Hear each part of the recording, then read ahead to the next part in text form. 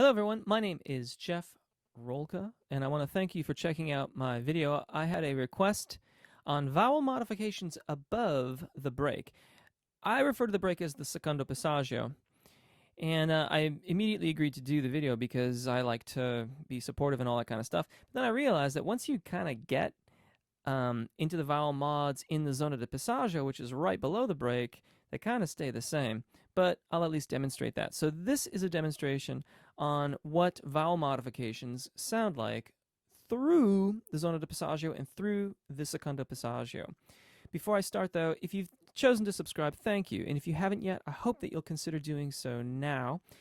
If you want a step-by-step method to work on your voice, head over to jeffrolka.com and sign up on the email list. That gets you my monthly newsletter, immediate access to my AAA method, and you will be the first to know when my guidebook to my YouTube channel becomes available. I've written a guidebook that puts all of these videos into context so that you can work more effectively on your voice, and I think it's going to be really cool.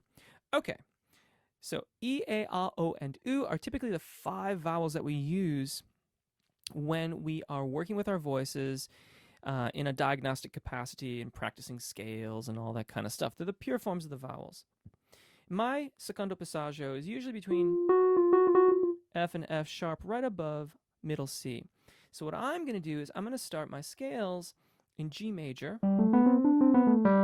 That's going to take me right just below the zona di passaggio, and then you'll hear the modification start to happen in the upper notes of the scale, and then you'll hear me carry it through, and I'll probably stop around D major.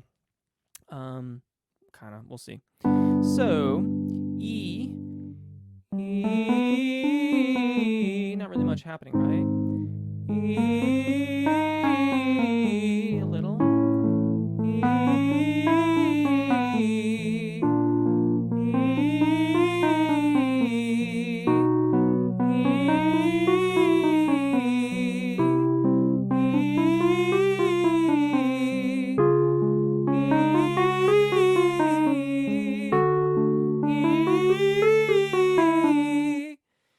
and hopefully you can hear how that widens as I get near the secondo passaggio. I'm in the zona di passaggio, and then I maintain that openness as I ascend through the secondo passaggio. And then I, of course, reduce that openness as I descend again.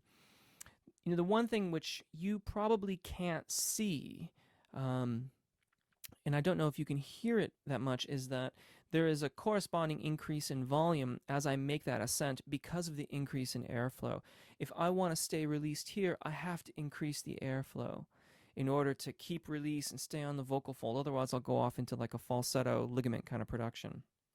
So I want to have that consistent sound. I need to increase the airflow and the volume increases. A.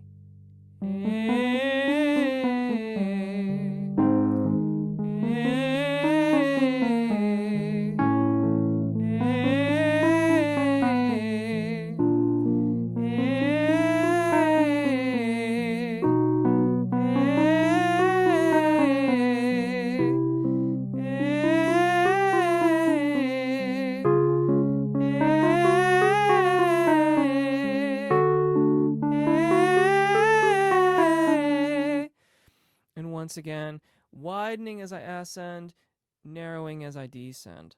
Ah. Ah. Ah.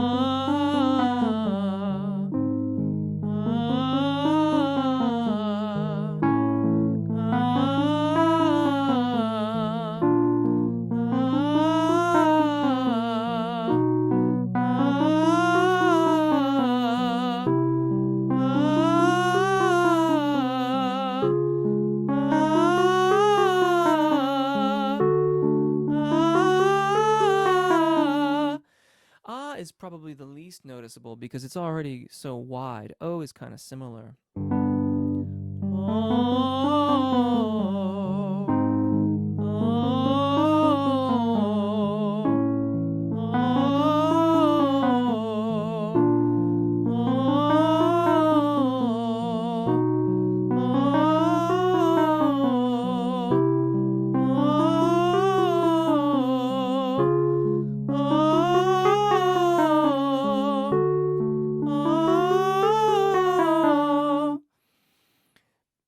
similar to not a ton of difference really.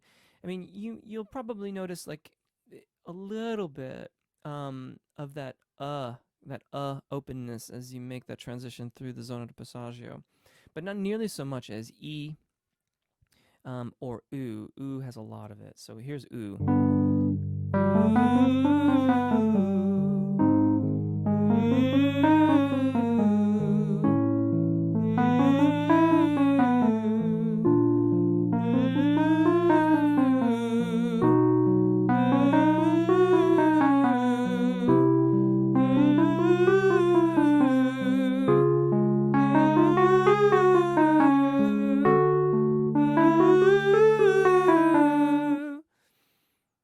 And there you have it, really.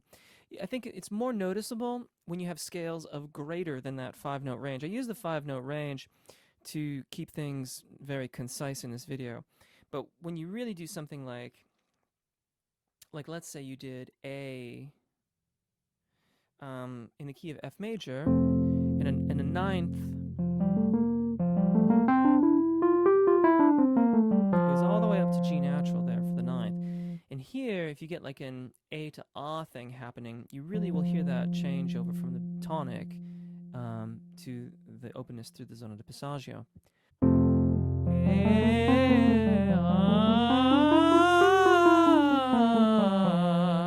Or A to O is similar.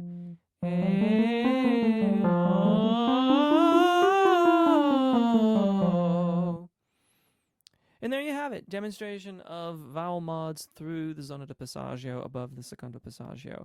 Your secondo passaggio is probably going to be in a different place. Of course, some of you will have it in the same place, but locating that is a really, really important part of practicing this effectively.